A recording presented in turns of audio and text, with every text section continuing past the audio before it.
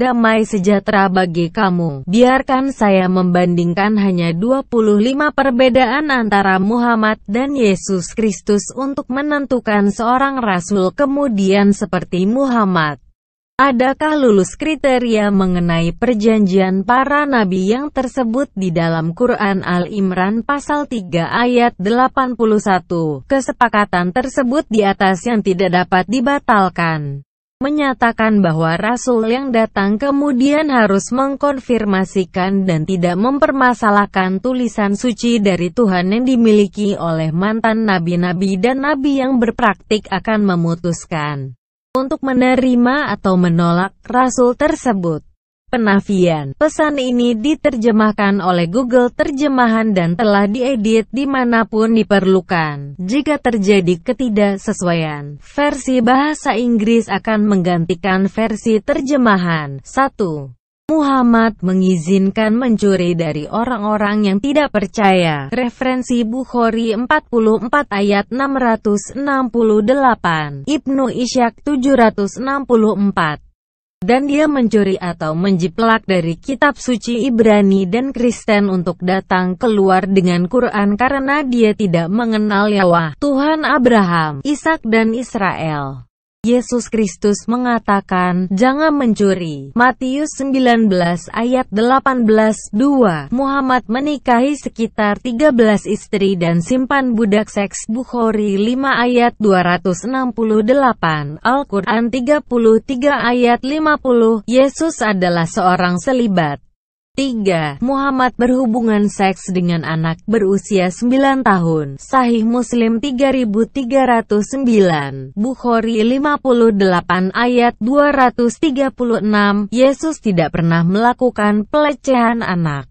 Dia meminta perawan Maria dari usia legal untuk mendapatkan izin sebelum dia diinkubasi di rahimnya hanya sekitar 9 bulan. Lukas 1 ayat 35-38. 4. Muhammad perintah pembunuhan perempuan.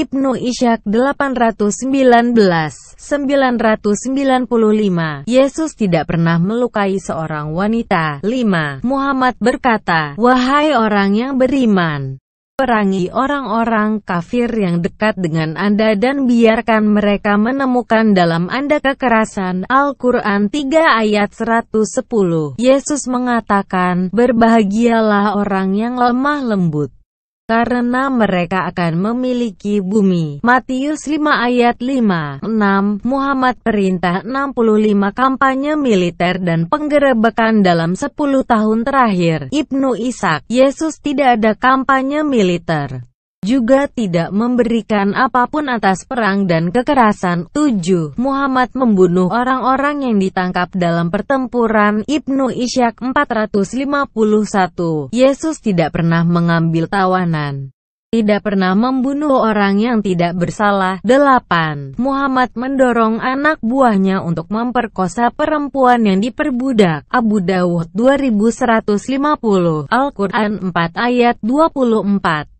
Yesus tidak pernah mendorong pemerkosaan, tidak pernah diperbudak wanita 9. Muhammad tidak pernah disiksa, tetapi menyiksa orang lain. Muslim 4131, Ibn Ishaq 436, 595, 734, 764. Yesus menderita penyiksaan, namun tidak pernah menyiksa siapapun. 10. Muhammad mengatakan, dan melawan mereka sampai tidak ada lagi penganiayaan dan agama hanya untuk Allah. Al-Quran 8 ayat 39. Yesus mengatakan, kasihilah musuhmu dan berdoalah untuk orang-orang yang menganiaya kamu. Matius 5 ayat 44. 11. Muhammad memerintahkan seorang budak untuk membangun mimbar yang dengannya dia berkhotbah tentang Islam. Bukhari 47 ayat 743. Yesus membasuh kaki murid-muridnya. Yohanes 13 ayat 5, 12. Muhammad menuntut perlindungan pengawal bersenjata, bahkan di rumah ibadah. Quran 4, ayat 102. Yesus menghukum siapapun yang berusaha dengan dia. Yohanes 18, ayat 10-12, 13. Muhammad menganjurkan untuk menyalibkan orang lain. Al-Quran 5 ayat 33, Muslim 16 ayat 4131. Yesus disalibkan. Matius 17 ayat 22-23, Yohanes 19 ayat 18, Wahyu 1 ayat 18-14. Menurut pengikutnya, Muhammad menyuruh orang lain menyerahkan nyawa mereka untuknya. Sahih Muslim 4413. Yesus Kristus menyerahkan nyawanya untuk orang lain. Yohanes 18 ayat 11-15. Dalam semangat Allah, Muhammad memanggil nama Allah untuk mengutuk orang Yahudi dan Kristen karena verbalisasi Ezra dan Yesus adalah anak-anak Eloh, kata bahasa Aram untuk gelar YHWH. Al-Quran 9 ayat 30. Dalam Roh Kudus YHWH, Yesus mengatakan, "Aku dan Bapakku adalah satu, karena akulah anak dari YHWH, dan Bapakku berada di dalam aku dan aku berada di dalam Bapakku." Berdasarkan Yohanes bab 10 ayat-ayat 30, 36 dan 38, 16, Muhammad tidak memiliki Roh Kudus YHWH karena dia tidak mengatakannya dimanapun di dalam Quran. Yesus adalah Tuhan YHWH. Tuhan Yesus memperingatkan ahli-ahli Taurat yang menuduh Belzebul, roh najis ada di dalam dia. Barang siapa menghujat Roh Kudus, baginya selamanya tidak ada pengampunan. Tapi dia menjengkelkan penilaian kekal. Berdasarkan Markus 3 ayat 29, Rasul Paulus menulis, "Tidak ada yang bisa mengatakan, Tuhan YHWH adalah Yesus, tampaknya digerakkan oleh Roh Kudus YHWH." Berdasarkan 1 Korintus 12 ayat 3-17, Muhammad tidak mendengar langsung dari Allah, "Saya adalah Allah Tuhanmu." Bahkan adapun dia yang membuat Allah berbicara kepada Musa, "Akulah Allah." Dalam Quran 20 ayat 14, Quran 27 ayat 9. Dan Quran 28 ayat 30, karena tidak ada bahasa Arab di waktu Musa dan kata Ibrani, Allah adalah bentuk varian dari Elah. Kata bahasa Ibrani untuk pohon ek ditulis dalam Yosua bab 24 ayat 26 sekitar 1650 tahun sebelum bahasa Arab terjumpa di bumi. Perkataan Aram Eloh, yang berarti Tuhan, memiliki 2 huruf H, sedangkan Elah berarti Ek, memiliki 1 huruf H. Kristus dengar Bapa YHWH secara langsung dan memiliki semua kata-kata Bapa antara dia mengatakan, "Semua apapun yang dimiliki Bapa adalah milikku, jadi aku telah mengatakan kepadamu. Roh kebenaran akan mengambil dari milikku dan akan menunjukkannya kepadamu." Berdasarkan Yohanes 16 ayat 15-18, Muhammad mengklaim bahwa Gabriel menyampaikan wahyu kepadanya melalui Al-Quran. Al-Quran 2 ayat 97 dan Al-Quran 16 ayat 102. Yesus tidak bergantung pada Gabriel seperti yang dia katakan. "Tidak percayakah engkau bahwa aku di dalam Bapa dan Bapa di dalam aku?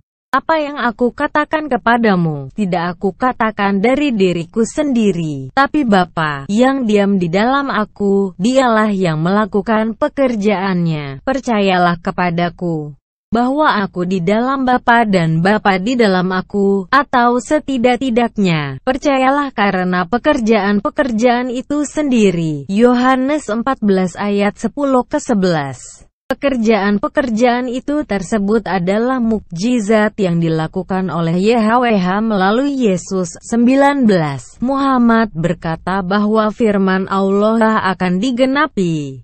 "Aku akan mengisi neraka dengan jin dan manusia semua bersama-sama." Quran 32 ayat 13 dan Quran 11 ayat 119. Allah juga berkata kepada Muhammad, "Dan tidak ada satupun dari kamu melainkan akan datang ke neraka." Ini adalah keputusan Tuhan yang tidak terhindarkan. Quran 19 ayat 71 terjemahan Sakir.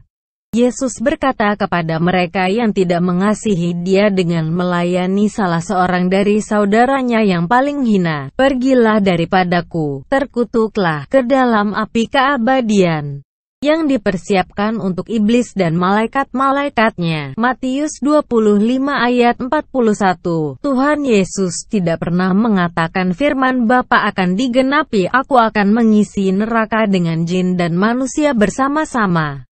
20. Muhammad berkata, "Jika seseorang menginginkan agama selain Islam, yaitu tunduk kepada Allah, tidak akan pernah diterima darinya. Dan di akhirat dia akan berada di barisan orang-orang yang telah hilang." Quran 3 ayat 85. Yesus berkata, "Akulah jalan, dan kebenaran, dan kehidupan. Tidak seorang pun dapat datang kepada Bapakku kecuali melalui Aku." Yohanes 14 ayat 6. Tuhan Yesus berarti rumah Bapakku atau kerajaannya. 21. Muhammad melatih apa yang harus dikatakan kepada orang-orang Arab. Kalau begitu, apakah kita akan mengubahmu menjadi kiblat yang akan menyenangkan hatimu? Balikkanlah wajahmu ke arah Masjidil Haram. Dimanapun kamu berada, putar wajahmu ke arah itu. Quran 2 ayat 144. Tapi Allah tidak mengatakan bahwa masjid suci tersebut berada di Mekah karena Ka'bah saat itu adalah rumah idola, di mana Ubal dewa utama dan berhala alat, Al-Uzza dan Manat masih disimpan di dalamnya, atau sekitar itu sampai 630 Masehi. Yesus berkata kepada wanita Samaria di Samaria, "Wanita, percayalah, saatnya akan tiba ketika tidak di gunung ini atau di Yerusalem, Anda akan menyembah Bapa, Anda menyembah apa yang tidak Anda ketahui, kita menyembah apa yang kita tahu. Karena keselamatan berasal dari orang Yahudi." Yohanes 4 ayat 21-22. Yesus tidak pernah sujud ke Mekah dalam waktu hidupnya bagi orang-orang pilihan, orang-orang Yahudi. Tidak akan melakukannya seperti yang diceritakan Muhammad dalam Quran 2 ayat 145. 22. Muhammad berkata, Allah membenci orang-orang yang tidak menerima Islam. Al-Quran 30 ayat 4. 3 ayat 32. 22 ayat 38. Yesus berkata bahwa Yahweh mengasihi semua orang. Yohanes 3 ayat 16-23. Muhammad berkata, "Saya telah diperintahkan untuk berperang melawan orang-orang sampai mereka bersaksi bahwa tidak ada Tuhan selain Allah, dan bahwa Muhammad adalah utusan Allah." Muslim 1 ayat 33. Yesus berkata, "Dia yang hidup dengan pedang akan mati oleh pedang." Matius 26 ayat 52-24. Muhammad dirajam wanita untuk perzinahan. Sahih Muslim 4206. Yesus berkata, "Biarlah dia yang tanpa dosa melemparkan batu yang pertama." Yohanes 8 ayat 7-25. Allah mengirim para pengikutnya untuk mati karena apapun yang Muhammad beritakan di Madinah sampai Mekah, Arab Saudi untuk masuk jannah kerajaan Allah. YHWH mengirim putra kudusnya, Yesus, untuk menumpahkan darahnya untuk penebusan dosa-dosa Adam ras di bawah hukum asalnya, yang dia beritakan di Galilea, sampai Yerusalem, Israel, untuk memasuki kota Yerusalem yang kekal, kerajaan Yesus. Ketika seorang ahli Yahudi hukum Taurat memanggil orang-orang Farisi, bertanya kepada Yesus, "Guru, hukum manakah yang terutama dalam hukum Taurat?" Jawab Yesus kepadanya, "Kasihilah YHWH Tuhanmu dengan segenap hatimu dan dengan segenap jiwamu dan dengan segenap akal budimu. Itulah hukum yang terutama dan yang pertama." Matius pasal 22 ayat 36-38. Untuk menyimpulkan, Muhammad tidak memenuhi perjanjian nabi-nabi yang Allah adalah satu saksi bersama nabi-nabi sebelumnya yang dipilihnya berdasarkan Al-Quran. Imran pasal 3 ayat 81. Karena Muhammad tidak mengkhotbahkan sama pesan Injil dari Tuhan Yesus Kristus dan tidak berbicara dengan nama yang sama dengan YHWH yang diucapkan oleh Tuhan Yesus. Siapa tidak mencintai Yesus dengan menolong beliau untuk sayang orang yang paling hina, beliau akan berkata kepada orang-orang berupa seperti kambing-kambing berkumpul di sebelah kirinya. Enyahlah dari hadapanku, hai kamu orang-orang terkutuk, enyahlah ke dalam api yang kekal yang telah sedia untuk iblis dan malaikat-malaikatnya. Muhammad melanggar perintah pertama YHWH karena dia tidak berkhotbah untuk mencintai YHWH Tuhanmu, tetapi Tuhan lain disebut Allah yang tidak ada semua atribut Allah sebelum Quran dibuat. Quran bab 34 ayat 44 ke 45 dan Quran bab 28 ayat 46. Misalnya, Allah yang Muhammad mengklaim kehendak jahatnya, aku akan mengisi neraka dengan jin dan manusia bersama-sama. Berdasarkan Quran 32 ayat 13 dan Quran 11 ayat 119, Allah selanjutnya berkata kepada Muhammad dalam Quran pasal 19 ayat 71 terjemahan Sakir, dan tidak ada satupun dari kamu, tapi akan datang ke neraka. Ini adalah keputusan Tuhanmu yang tidak terhindarkan. Jangan terlalu naif karena kerajaan Tuhan Yesus ada undang-undang sendiri yang diberitahu oleh beliau dan oleh Roh Kudus-Nya kepada nabi-nabi pilihannya. Jadi, apakah yang dikata oleh Muhammad tidak akan menjadi hukum bagi kerajaan Raja Tuhan Yesus? Kamu boleh pikir dengan jelas adakah kerajaan di Israel pakai syariat dari Quran tentang nama Tuhan dan arahan untuk berdoa kepada YHWH dengan memakai Ka'bah? Tapi Tuhan Yesus Kristus tidak pernah memberitakan bahwa YHWH telah berbicara, saya akan mengisi neraka dengan jin dan manusia bersama-sama. Muhammad telah memberitakan apa Lucifer sang malaikat yang dibuang dari surga memperbudak dia untuk mengatakannya. Namun, Tuhan Yesus berkata, manusia tidak akan hidup dari roti saja tapi dengan setiap kata yang keluar dari mulut YHWH, bukan dari Allah. Harap berlangganan dan berbagi pesan ini dengan orang lain. Shalom.